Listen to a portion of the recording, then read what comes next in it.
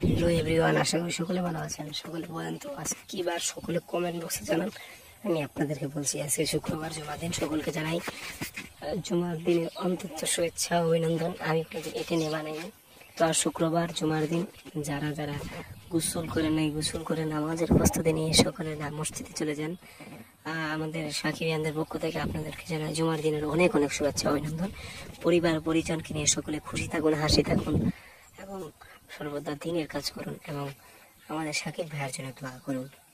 তো জুমার নামাজ সকলে আমাদের সাকিব ভাইয়ের জন্য দোয়া করবেন। আল্লাহ তাআলা তাকে নেক হায়াত দান করে এবং অনেক দিন বাঁচিয়ে রাখে, এই দোয়াই আপনি করবেন আপনারা। তো জুমার দিনে অনেক অনেক শুভেচ্ছা। আর শুক্রবার, জুমার দিন তো গরিবের জন্য আজকে হজের দিন, অনেক অনেক ফায়দা রয়েছে।